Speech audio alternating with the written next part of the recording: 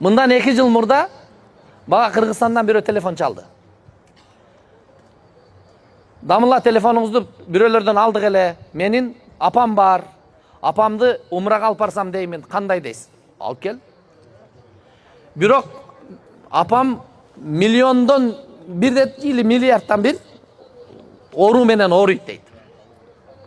Кандай десем, апамыма өзүнчө шарт түзүш керек.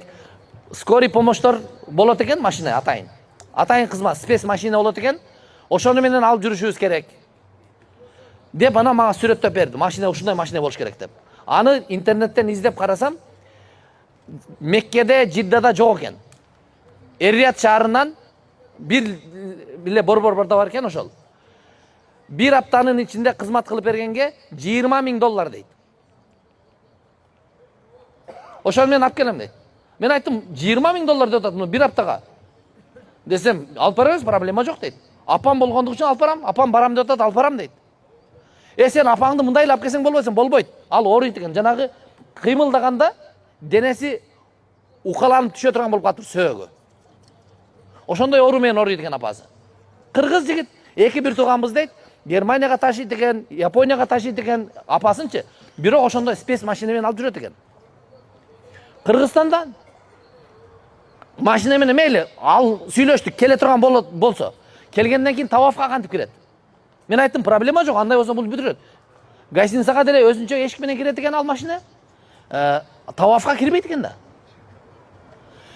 Мусулман адамдардын ичинен мусулман болуп турса дагы Меккеге келип Кабада акчасы проблема жок дейт.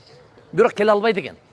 Аллах Таала бастырып мына жерге бардыгыбызды талбия айтып келтирип койгон, Аллах Таалага шүгүр кылалы. Аллахка көп шүгүр кылалы. Бул басып келгенибиз, угуп келгенибиз, сүйлөп келгенибиз бул баа жеткис байлык. Аллах Таалага шүгүр кылалы. Аллахка шүгүр кылуу 3 түрдүү болот экен. Шүгүр кылуу. Биринчиси тил менен шүгүр кылабыз, Тил менен алхамдулилла, Аллага мактоолор болсун, Кудайым сага шүгүр, Аллахым сага шүгүр деп шүгүрчүлүк билдиребиз. Тилибиз менен. Анан жүрөгүбүз менен. Жүрөк менен ошол чындап, чын жүрөктөн билдиребиз. Үчүнчү түрү бул дене менен, бүткүл денебиз менен шүгүр келтиребиз. Кантип? Алла Тааланын буйруктарыны аткарсак, бул шүгүр. Аллах Таала парз кылган 5 маал намаз парз кылып койгонбу? Шүгүр эле. Намазды карап көрүң. Намаздын өзүндай сүрөтүн карасаңыз, шүгүр келтирип эле. Алхамдулилла дегенде сөзүбүздөн баштап шүгүр келтирүүдөн башталат, Алхамдулилла, аламдардын Роббиси Аллага мактоолор болсун деп баштайбыз да. Башыбызды ийгенибиз не? Ал деле шүгүрчүлүк. Чекебизди жерге койгонубуз не? Шүгүрчүлүк. Жаратылган махлуктардын ичинен адам гана чекесин жерге кое алат экен. Аллах кала шүгүр ушул чекем жерге тийгендиги үчүн. Чекебизди жерге койгонубуз не? Аллах Таалага шүгүр деген сөз.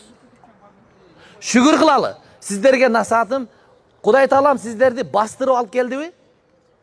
Бастырып алып келди Меккеде.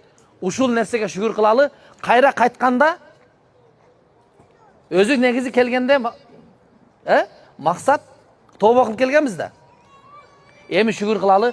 Сиздерге насаатым, кайра кайтканда дагы ушул шүгүрдү кыяматка чейин, өмүрүбүз өткөргөнгө чейин Кудай Таалага шүгүр деген боюнча өтөлү.